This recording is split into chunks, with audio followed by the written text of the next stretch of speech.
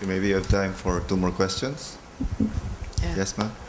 Hi, sir. I'm Erica Puno from the University of Santo Tomas. My first question is, what is your assessment of Philippine migration?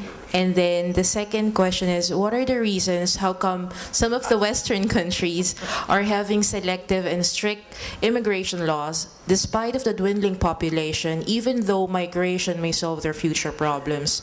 I'm aware about Germany having an aging population, so is Norway, who has not yet any movement concerning their population growth.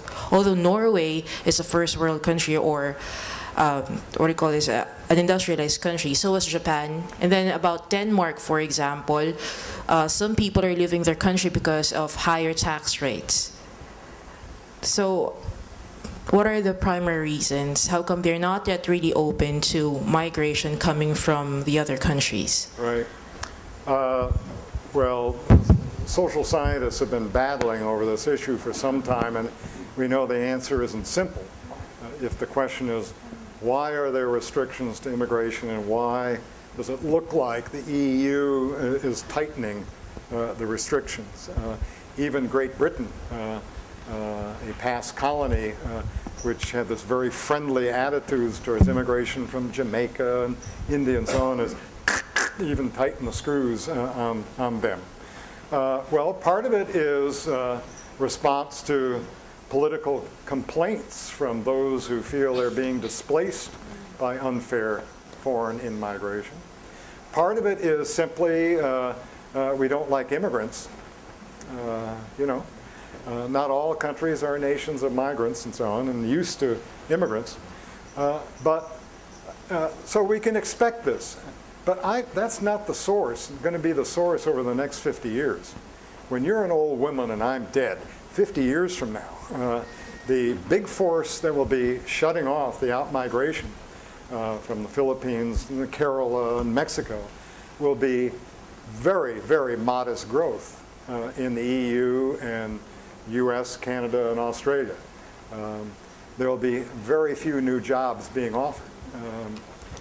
All the talk now is about, oh, the population is aging. Well, the growth rate is going to, for other reasons, is going to drop down, and the job creation is going to slow down, and there just won't be as many opportunities for immigrants in the first place. And we already see it. More and more of the mass migrations in the world now, including the Philippines, are going south-south. That is, it's going within what we call the third world, going to double-digit growth rates, rather than leaping and going to coughing, sputtering rich countries, who don't want the immigrants anyway and don't have any good jobs to offer them. Certainly not right now. So the future, I think, looks like a very sharp change in the direction of the migrations. My colleagues in America are so blinded they don't see this. And they assume that, more on Thursday, they assume that America is everybody wants to come to America. All we have to do, just open the doors and millions will come. I'm sorry, that's not the way it's going to work in the future at all. Its conditions at home will be determining a lot of the magnitudes and also how fast America is able to grow if we can ever get out of this current recession. So the future looks quite different than the recent past in terms of these dimensions, I think.